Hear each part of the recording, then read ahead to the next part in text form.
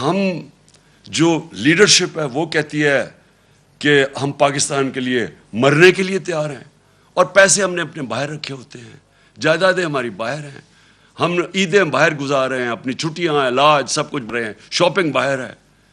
دیکھیں ایسے قوم نہیں بن سکتی۔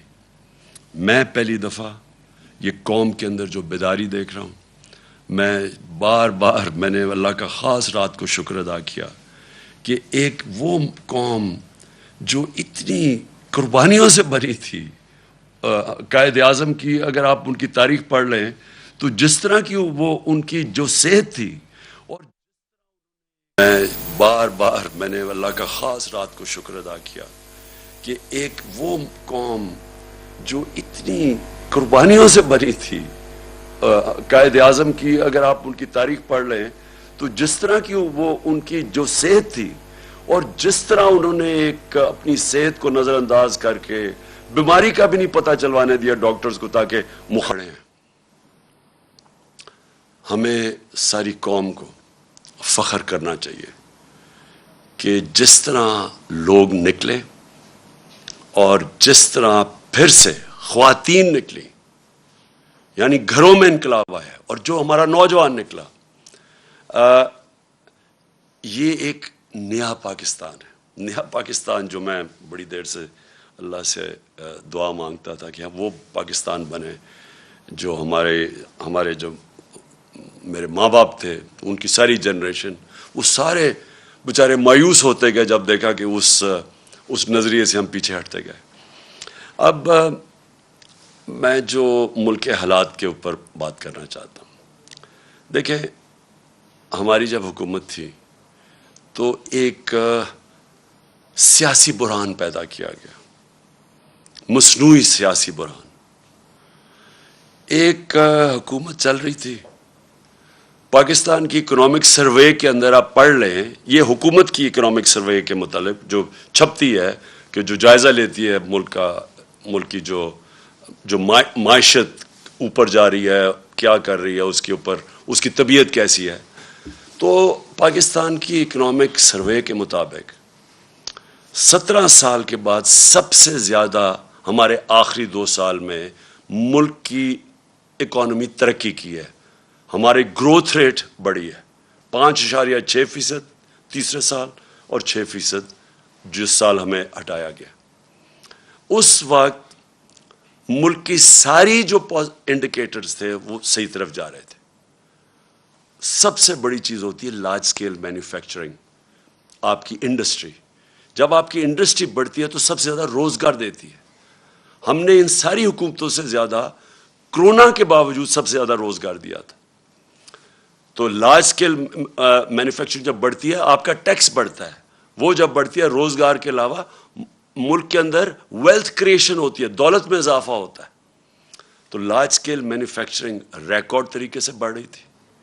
زراعت جس کے اوپر ہماری 60% آبادی اپنی زراعت کے اوپر ڈپینڈ کرتی ہے، زراعت کے اندر 4 فصلوں کے اندر ریکارڈ 2 سال ریکارڈ پرفارمنسز تھی۔ کسانوں کے پاس وہ پیسہ گیا جو اتنی سالوں کے بعد کبھی ایسا پیسہ نہیں ٹرانسفر ہوا تھا کسانوں کے پاس۔ جو گنے کی بیچارہ کسان جو پہلے باہر شوگر ملز کے انتظار کرتا تھا، اس کو پیسے بھی نہیں ملتے تھے، کٹوتی ہوتی تھی، اور وہ اس کے بعد کچھ جب کم اگر 180 ریٹ ہے تو اس بیچارے کو 120 ملتا تھا، اور پھر وہ 1 سال کے بعد سب کچھ ہم نے ختم کیا، قانون بنائے اور ان کو پیسہ دلوایا، سب سے زیادہ پیسہ دلوایا۔ پیسہ گیا دیہاتوں کی طرف، اس کے بعد وہاں خوشحالی آئی، ریکارڈ موٹر سائیکل سیلز ہوئی، اس کا مطلب وہاں پیسہ گیا۔ تو زراعت بھی صحیح راستے پہ تھی، ہماری انڈسٹری بھی صحیح راستے پہ بڑھ رہی تھی، ٹیکسٹائل کے اندر سارے ریکارڈ ٹوٹ گئے۔ فیصل آباد کے اندر مزدور نہیں ملتے تھے ٹیکسٹائل کے لیے، انڈسٹری کے لیے۔ تو اس دور کے اندر جب ہماری ایکسپورٹس بھی ریکارڈ ہو گئیں، ہماری ریمیٹنسز بھی ریکارڈ ہو گئیں، یعنی سب پاکستان کی تاریخ میں سب سے زیادہ ملک میں ڈالرز آ رہے تھے۔ اور اس وقت جب آئی ٹی، دیکھیں فیوچر اس ملک کا ٹیکنالوجی میں، آئی ٹی میں، ہم نے جو ان کو آئی ٹی کی انڈسٹری کی مدد کی، 2 سالوں میں 75% ہماری ایکسپورٹس بڑھی، اور ہم صحیح راستے پہ نکل گئے تھے۔ تو اس دور میں جب ایک ملک صحیح طرف کیا چلا گیا تھا، اور آئی ایم ایف، یہ یاد رکھیں، آج کہتے ہیں جی ہم آئی ایم ایف کے مجبور ہیں، ہم 2.5 سال آئی ایم ایف کے ساتھ تھے، ہم بھی مجبور تھے آئی ایم ایف کے پروگرام میں ہوتے ہوئے. اور اب انہوں نے کہا نا جی عالمی مہنگائی ہوئی. عالمی مہنگائی تو پچھلی گرمیوں سے شروع ہو گئی تھی. ہم جب کہتے تھے عالمی مہنگائی ہے تو یہ کہتے تھے مہنگائی مارچ کریں گے. تو جب ساری چیزیں پازیٹیو جا رہی تھیں، اور اس کے باوجود کہ ہم آئی ایم ایف میں بھی تھے، اس کے باوجود جب ہم وہ پاکستان کو فلاحی ریاست کی طرف لے کے جا رہے تھے جو پاکستان کا نظریہ تھا، اسلامی فلاحی ریاست، ہم نے پہلی دفعہ ہیلتھ کارڈ، کبھی سنا ہے کہ کسی بھی مڈل انکم گروپ، غریب کو تو چھوڑے، جو اپنے سارے خاندانوں کو ایک ہیلتھ انشورنس دے رہا ہے 10 لاکھ روپے کی، کہیں بھی جا کے اپنا علاج کروا سکے. احساس پروگرام ہمارا انٹرنیشنلی اکنالج ہوا، جو غربت کم کرنے کے لیے پروگرام تھا. انٹرنیشنلی اکنالج کیسے ہوا کہ اسٹینفورڈ یونیورسٹی کی ریسرچ، انہوں نے ریسرچ کر کے فیصلہ کیا کہ پاکستان کو احساس پروگرام فلاحی ریاست کی طرف لے کے جا رہا تھا. کامیاب پاکستان تھا.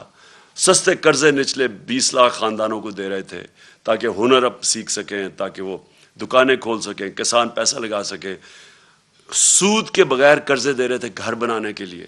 پھر پوری ایک ہاؤسنگ کا ہمارا پورا انسینٹیوائز کر رہے تھے، بینک پیسے دیں، کم سود کے اوپر لوگ گھر بنائیں، جتنا کرائے دیتے تھے اسی کرائے کے اوپر قسطیں پے کر کے اپنا گھر بنا لیں. یہ ساری چیزیں چل رہی تھیں. اس وقت سازش کر کے ہماری حکومت گرائی گئی.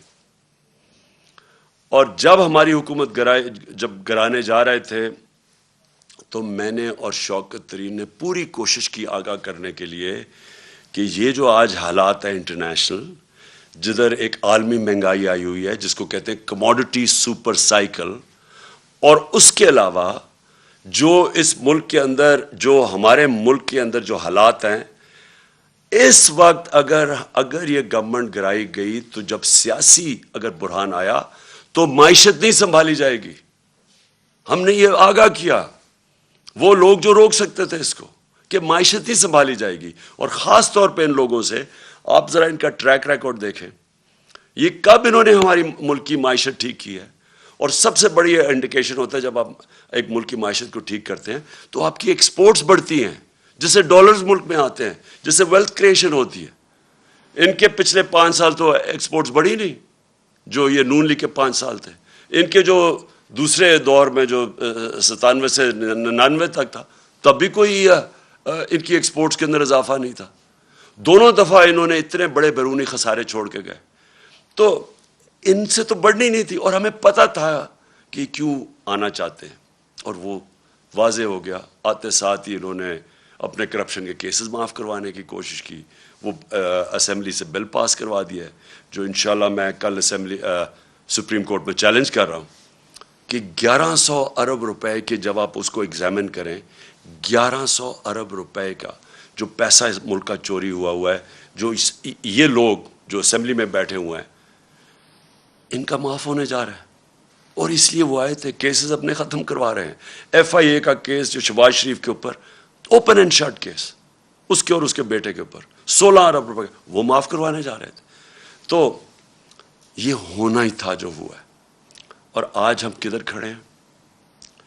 آج بلومبرگ، جو اب ایک انٹرنیشنل ادارہ ہے، سب اکانومسٹ جانتے ہیں، اس انٹرنیشنل ادارے کے مطابق آج پاکستان 4تھے نمبر پہ ہے وہ ملک جو ڈیفالٹ کرنے جا رہا ہے.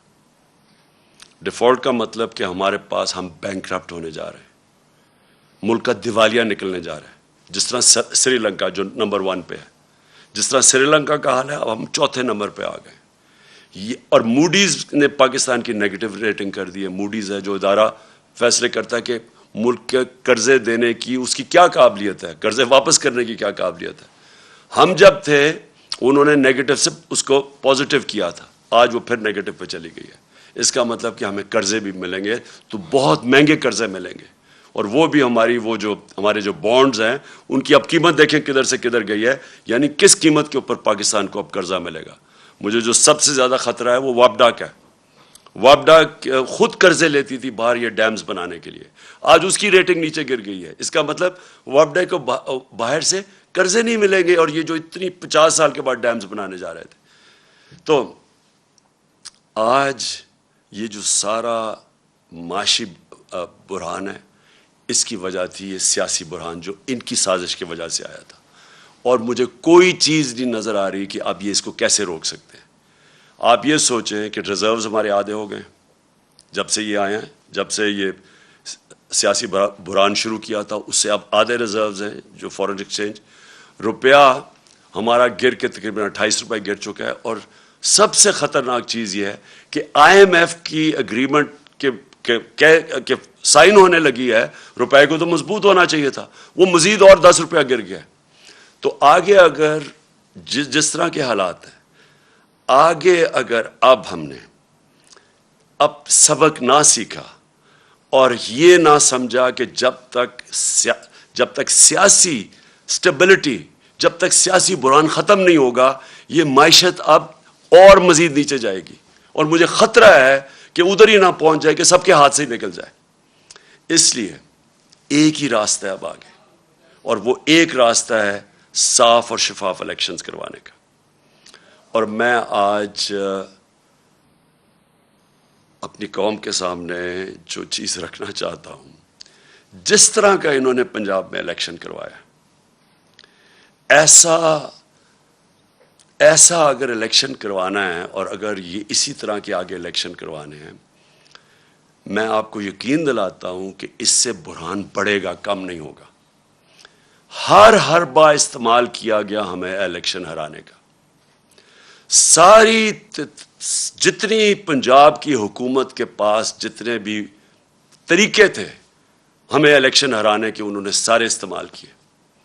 سپریم کورٹ کی ججمنٹ تھی کہ کسی قسم کا، جب انہوں نے ایک غیر آئینی طور پہ انہوں نے اجازت دی حمزہ شریف کو چیف منسٹر بننے کی، تو سپریم کورٹ نے ساتھ کہا کہ کسی قسم کی مداخلت نہیں ہوگی اسٹیٹ مشینری کی الیکشن پہ. انہوں نے ہر قسم کی مداخلت کی. ایک تو اسٹیٹ مشینری پوری استعمال کی، ایف آئی آرز کاٹی، پولیس کے ذریعے ڈرایا دھمکایا گیا. ہر جگہ سے ہمارے پاس کمپلینٹس آئے کہ جو پولیس نے حرکتیں کی. کئی جگہ تھے ایسے پولیس آفیسرز، تو وہ میں آج داد دوں گا، وہ اس کے باوجود کہ ان کے اوپر پریشر ڈالا گیا کہ مدد کریں ان کو جتانے کی نون لیگ کو، اس کے باوجود انہوں نے ریزسٹ کیا. ان کو میں سلام کرتا ہوں. لیکن میرے ایک وہ یاد ہے مجھے جس پولیس آفیسر نے صرف یہی نہیں کہ انہوں نے مداخلت کی، وہ بلکہ نون لیگ کے جالے بن کے انہوں نے ہمارے خلاف ایکٹیویٹی کی. ہمیں ایک یاد ہے. سپریم کورٹ کی یہ وائلیشن تھی، کنٹیمپٹ تھا سپریم کورٹ نے جو ان کو کہا تھا کہ انہوں نے کسی قسم کی، کیونکہ یہ عارضی چیف منسٹر، یہ کیئر ٹیکر ٹائپ تھا، اس کا کام ہی نہیں تھا حمزہ شریف کا کہ جس طرح استعمال کرتا پولیس کو. لیکن مجھے جو سب سے زیادہ جو افسوس ہے وہ یہ چیف الیکشن کمشنر کے اوپر ہے. چیف الیکشن کمشنر نے جو بددیانت داری کی ہے، ایک تو اہلیت بھی اس کے اندر نہیں ہے. 40 لاکھ لوگوں کو انہوں نے ان کو پتہ چلا کہ جی وہ کوئی کمپیوٹر مسٹیک ہوئی اور مر گئے. کہیں دنیا کے اندر اور اگر یہ ہوتا 40 لاکھ ووٹر مر جاتے، اس کو ریزائن کرنا پڑتا. لیکن اس کے علاوہ اس نے پوری طرح شرکت کی نون لیگ کو جتانے کے لیے. ہم 8 ہمارے پاس کیسز ہیں، 8 کیسز ہیں جو ہم الیکشن کمیشن کے پاس گئے اور وہ جائز کیسز لے کے اس کے پاس گئے، اس نے ریجیکٹ کر دیے. ہم پھر عدالت میں گئے اور 8 دفعہ عدالت نے ہمارے ساتھ کھڑے ہو کے ان کو اوور رول کیا، الیکشن کمیشن کو. جس کا مطلب کہ الیکشن کمیشن نے جان کے ہمارے خلاف ججمنٹ دی تھی. اس الیکشن کمشنر کے اوپر ہمیں کوئی اعتماد نہیں ہے. انہوں نے الیکشن کروایا سینٹ کا، سپریم کورٹ نے اجازت دی کہ آپ سینٹ کے ووٹ کو ویریفائی کریں. اس الیکشن کمیشن کو اور ساری پولیٹیکل پارٹیز کو پتہ ہے کہ 30 سال سے سینٹ کے سیکرٹ بیلٹ کے اوپر پیسہ چلتا ہے. میں نے پوری کوشش کی، ہم ہی سپریم کورٹ کے پاس گئے اور سپریم کورٹ نے اس کو روکنے کے لیے اجازت دی کہ ہاں آپ ووٹ کو ویریفائی کر سکتے ہیں. اس الیکشن کمیشن نے اس کو اوور رول کیا. اور اس کے بعد جو الیکشن ہوا, جو پچھلے سینٹ الیکشن میں پیسہ چلا ہے, پاکستان کی تاریخ میں اتنا پیسہ نہیں چلا. یوسف رضا گیلانی کا بھائی پکڑا گیا پیسے دیتے ہوئے, اسی الیکشن کمیشن نے اس کو انویسٹیگیٹ کیا. 1.25 سال ہو گیا, کوئی ایکشن نہیں لیا اس نے. یعنی کسی اور دنیا کے اندر ایک الیکشن کمشنر جس کا کام ہے, اس کا مینڈیٹ ہے فری اینڈ فیئر الیکشن, وہ جب دیکھتا ہے پکڑا گیا کوئی الیکشن کی چوری کرتے ہوئے پیسے دے کے رشوت, کوئی ایکشن نہیں لیا. جس کی وجہ سے کھلے عام تصویریں آئی ہیں کہ الیکشن کے اندر پیسہ چل رہا تھا, خریدے جا رہے تھے ووٹ, خانے وال کے اندر تصویریں آئی ہیں, پیسے دے رہے ہیں, ابھی اس الیکشن کے اندر کھلے پیسے دے رہے ہیں. یہ وائلیشن ہے. یہ الیکشن, یہ ساری جو الیکشن کمیشن کے اندر جو قوانین ہے, آپ پیسے دے کے ووٹ نہیں خرید سکتے, رشوت نہیں آپ دے سکتے. کسی کو ڈر ہی نہیں تھا, کیونکہ اس نے کبھی روکا کسی کو نہیں, کیونکہ یہ صرف روکتا تھا تحریک انصاف کو. اس کے سارے فیصلے ہمارے خلاف گئے اور یہ ان کو مدد کرتا تھا. اب سندھ کے اندر لوکل گورنمنٹ الیکشن ہوا, کبھی الیکشن کمیشن نے کوشش کیا پتہ چلوانے کے لیے کہ Sindh election, local government election میں 15% کینڈیڈیٹ سے ٹکٹ ان اپوز جیت گئی پیپلز پارٹی, کبھی پتہ چلوایا؟ ڈسکا کا الیکشن ہوا, وہ تقریباً 400 پولنگ سٹیشن میں صرف 20 پولنگ سٹیشنز کے اوپر آر او نے کہا کہ بے ضابطے ہوئی ہیں. اس نے سارا الیکشن کھول دیا پی ٹی آئی کے ہمارے اگینسٹ, جو ہمیں ہروایا اس نے. تو جب لوکل گورنمنٹ الیکشن سندھ کا ہوا ہے, 15% لوگوں نے الیکشن پہ کھڑے ہی نہیں ہوئے. پتہ چلوایا کیوں؟ اور جب پتہ چلوائیں گے پیپلز پارٹی یہ حکومت نے پوری پولیس کا استعمال کیا, پتہ چلوائیں کتنوں کے اوپر ایف آئی آرز کاٹی انہوں نے, اور پتہ چلوائیں کہ کیوں سندھ کا الیکشن کمیشن نے, جو ان کا سندھ کا الیکشن کمیشن, کیوں نہیں وہ بولا؟ کیونکہ وہ سندھ گورنمنٹ کا نوکر ہے, وہ دونوں جگہ سے پیسے لے رہا ہے, سندھ گورنمنٹ سے بھی لے رہا ہے, الیکشن کمیشن سے بھی لے رہا ہے. اس کا کورٹ پڑا ہوا ہے, اس کا کیس پڑا ہوا ہے سپریم کورٹ میں, جو سنا ہی نہیں جا رہا. تو کیا وجہ ہے کہ یہ اتنی بڑی الیکشن کے اندر جو اوپنلی دھاندلیاں ہوتی ہیں اس کو فکر ہی نہیں ہے؟ صرف تحریک انصاف ڈسکا کے اوپر وہ کھڑا ہو گیا کہ جی بڑا اس نے کوئی انصاف دے رہا ہے. یہ اس الیکشن کے اندر اس الیکشن کمیشن نے ہر حربہ استعمال کیا ہمیں ہرانے کا. ہم آج جیتے ہیں تو اس کے باوجود, ہم جیتے ہیں تو اسٹیٹ مشینری جو انہوں نے استعمال کی اس کے باوجود جیتے ہیں. ہم جیتے اس لیے ہیں کہ پاکستان کے ووٹر جس طرح نکلا ہے, جنرل الیکشن میں ایسا ووٹر نہیں نکلا جو کہ اس بائی الیکشن میں نکلا ہے. میں 26 سال سے جلسے کر رہا ہوں. میری تو کوئی الیکٹیبل نہ تھا, نہ میری کوئی فیملی تھی پالیٹکس میں. میں تو شروعات تھوڑے سے لوگوں سے, اور آہستہ آہستہ پبلک میں جا کے بیداری پیدا کر کے, اور ایک دن 14-15 سال کے بعد دن ایسا آیا کہ لوگوں نے میری بات سننی شروع کر دی. باتیں یہی میں کہہ رہا ہوں, پاکستان کا مطلب کیا, لا الہ الا اللہ, یہ میں 26 سال سے کہہ رہا ہوں, یہ کوئی نئی بات نہیں کر رہا. لیکن ایک وقت آیا کہ اللہ نے لوگوں کے دلوں میں ڈال دیا اور میری پارٹی کھڑی ہونی شروع ہوئی, اور میں نے ساری پالیٹکس کی ہے پبلک کو ساتھ ملا کے. کبھی 26 سال میں نے کبھی اس طرح کی بیداری نہیں دیکھی, میں نے کبھی اپنی قوم میں ایسا شعور نہیں دیکھا جو میں نے اس بائی الیکشن ان 3 مہینے میں دیکھا. جب مجھے سازش کے تحت 9 اپریل کو جب میں پرائم منسٹر ہاؤس سے نکلا اپنی ڈائری پکڑ کے, تو میرے مخالفین سب کا جنہوں نے سازش کی ان کا خیال تھا کہ اب مٹھائیاں بنٹے گی اور ساری دنیا اس کو برا بھلا کہے گی. میڈیا کا پورا ایک گروپ ساتھ ملا ہوا تھا ان کے, اور ان میڈیا نے پوری کیمپین چلائی اس کے اگینسٹ. میں پھر سلام کرتا ہوں وہ میڈیا جو اس کے باوجود کھڑا رائے حق پہ, سچ پہ کیمپین چلائی گئی. انہوں نے پہلے بلیک آؤٹ کروایا ہمارا, اور پھر ان ساروں نے آ کے میرے پر کیسز بنانے شروع کر دیے. ہمیں جو 25 ہم جب ایک پرامن احتجاج کر رہے تھے کہ بیرونی سازش کے تحت ان کو بٹھایا ہے, وہ لوگ 60% کیبنٹ ضمانت پہ. شہباز شریف اور اس کا بیٹے کو سزا ہونے لگی تھی ایف آئی اے کیس میں. کبھی کوئی تصور کر سکتا ہے کہ الیکشن کمیشن اجازت دے دے ان لوگوں کو الیکشن لڑنے کی؟ عموماً ساری دنیا میں الیکشن کمیشن اگر آپ کے اوپر آپ انڈر ٹرائل ہوں, آپ کے اوپر اربوں روپے کے کرپشن کے کیسز ہوں, تو عموماً الیکشن کمیشن کہتی ہے کہ پہلے اپنے آپ کو کلیئر کرو اور پھر آ کے الیکشن لڑو. یہاں الیکشن لڑا رہے تھے اپنے آپ کو کلیئر کرنے کے لیے کرپشن سے. یہ کبھی دنیا میں ایسے نہیں ہوا کہ آپ پہلے الیکشن لڑے, آپ اقتدار میں اور پھر اپنے کیسز ختم کر دیں, یعنی خود ہی ملزم ہی قاضی بن جائے. یہ الیکشن کمیشن نے اجازت دی تھی ان کو. یہ لوگ آ کے اوپر بیٹھے. 25 مئی کو میں کبھی نہیں بھولوں گا, قوم نکلی, ساری قوم نکلی ان کے خلاف جو انہوں نے یہ ہمارے ملک سے ظلم کیا. اور انہوں نے ان لوگوں کے اوپر جس طرح کا تشدد کیا, وہ پولیس والوں نے جو کیا پنجاب کے اندر, جو اور ایک ایک پولیس والا مجھے یاد ہے, انہوں نے جو کیا پنجاب میں, یہ جو رانا ثناء اللہ اور شہباز شریف نے, یہ جو ریلائبل ہے ثابت ہو گیا. جو میں آج شروع کی تھی اپنی تقریر کہ میں اس لیے آج بڑا خوش ہوں کہ میری قوم آج قوم بننے جا رہی ہے. لوگ جاگ چکے ہیں, شعور آ گیا, بیداری ہے لوگوں کے اندر. اب آپ جو مرضی کر لیں, یہ جو بوتل سے جن نکلا ہے نا شعور کا, اس کو واپس نہیں آپ ڈال سکتے. جو بھی کوشش کرے گا اب کہ پبلک کے مینڈیٹ کو چوری کرے, کوئی بھی سمجھتا ہے کہ بند کمرے میں فیصلہ کر لیں گے ملک کے مستقبل کا, اب یہ کسی غلط فہمی میں نہ رہے. یہ ملک اب یہ قوم حقیقی آزادی کی طرف چلی گئی ہے. یہ جو ساری کیمپین تھی یہ لوگوں نے اس لیے نہیں کی کہ یہ کوئی بائی الیکشن ہو رہا ہے, لوگ اپنی حقیقی آزادی کے لیے نکلے ہوئے تھے. جو میں نے آج جب جذبہ دیکھا ہے 26 سال کی پالیٹکس میں, میں نے کبھی اس قوم میں وہ جذبہ نہیں دیکھا. میں نے ایسے نہیں لوگوں کو نکلتے دیکھا. اور میں اس لیے کہہ رہا ہوں کہ اب 2 ہی راستے رہ گئے.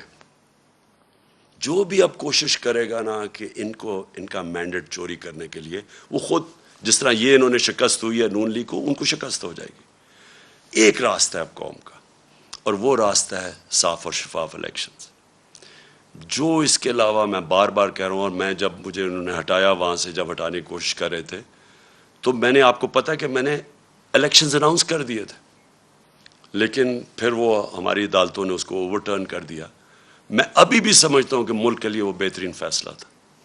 اگر سیاسی انتشار پیدا ہی کر دیا تو بیسٹ طریقہ عوام کو فیصلہ کرنے دیں کون کس کو وہ چاہتے ہیں کہ اس ملک کی قیادت کرے.